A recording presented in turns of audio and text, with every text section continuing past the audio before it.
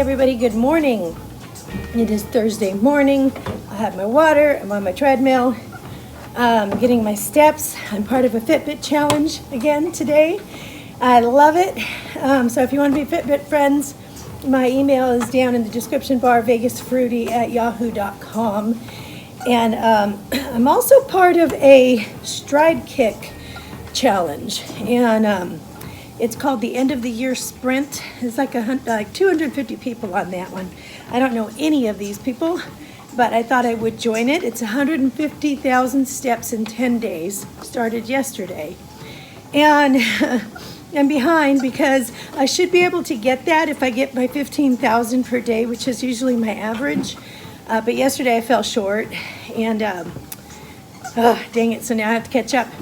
Well, one thing that really threw me for a loop on that challenge was I noticed some people, it was about 10:30 in the morning, and people were already showing up with like 65,000 steps. And I'm thinking, what are they doing that they're getting? Because I think my personal best, and that was like crazy, was like 38,000 that I did, and we were like, I was super busy, I was running, and we were moving. And this was a couple years ago, and it's like, I haven't done that in a while.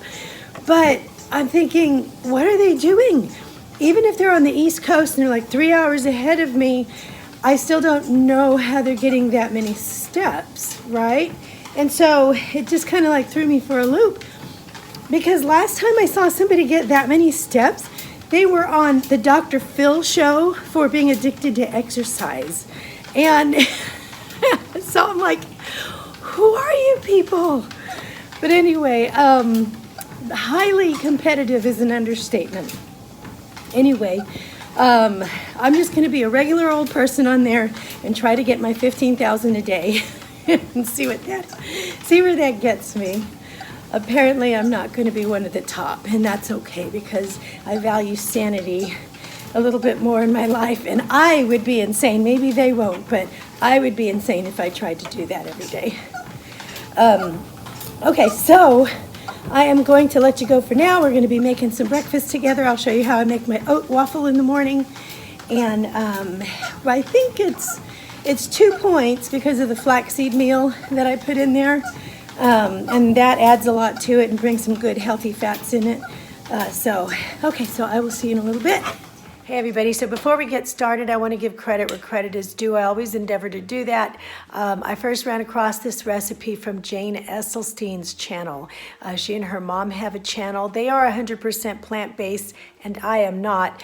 But there are many, many great recipes to be had and shared from her channel. And very many of them I'm finding I can work into my purple plan and readjust them to how I like.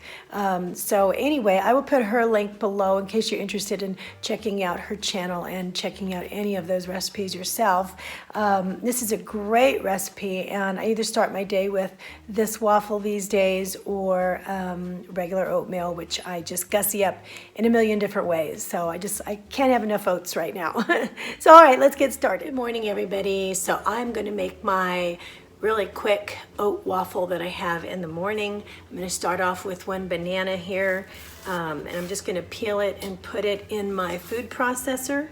Now I'm on the purple plan, so this turns out to be 2 points because I'm using flaxseed meal, and that is pointed, but everything else is not on the purple plan. So there's my banana.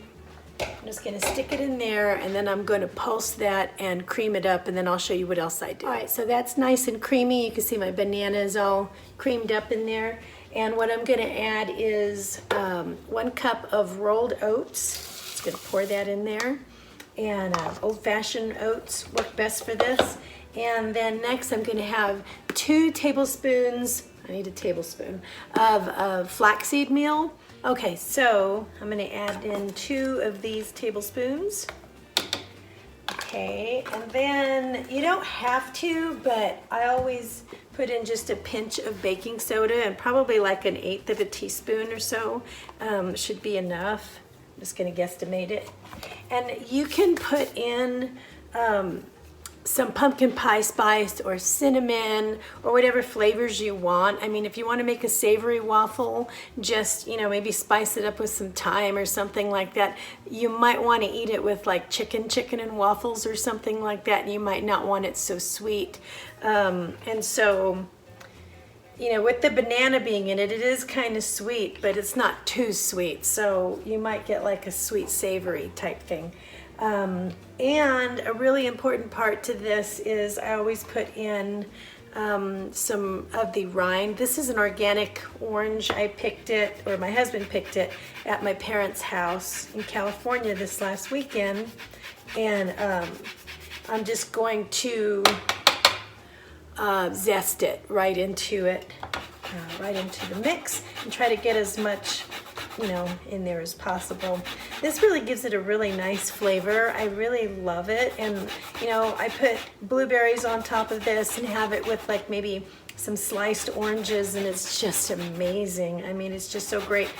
But if I didn't want to use it with, I use sugar-free syrup, I could actually like cut this in half and just make like a breakfast sandwich with it or something like that.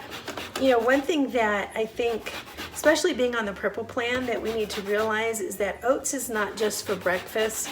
I had it for a dessert snack last night, an instant packet of oatmeal, and it just put me to bed. It was just like perfect. It made me feel like I had something sweet and something, you know, cakey or something without having to go off my plan. And it's 0 points for me. So last but not least, I have a half a cup of water, and I'm gonna put that right in here. So there's all my stuff, and I'm just gonna pulse that until it gets kind of creamy. It's still gonna be a little bumpy. I'll show you what it looks like. And I'm going to heat up my waffle iron. All right, I'm gonna kind of stop this midway and start pushing down some of the little ingredients here that are sticking on the side. And then pulse it again. So you can see it's creamy, but it's still kind of lumpy, kind of like oatmeal if it's cooked, only this is raw.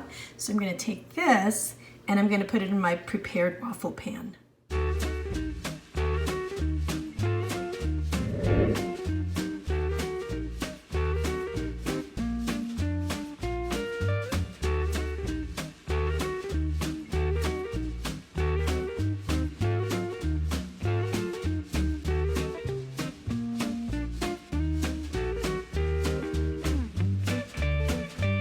So I just flipped it because the one side was getting fatter than the other side, and so I want to even it out a bit.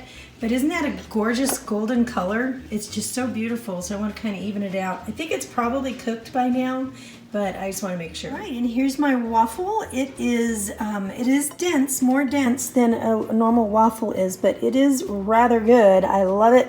It is super, super duper filling. So what I'll do is put a teaspoon of peanut butter on here, maybe some blueberries on top, and some sugar-free syrup, and that's how I will eat it with alongside some egg whites. All right, one more thing to remember about this, and that is that these waffles are gluten-free. Yay! So I am super, super happy about that.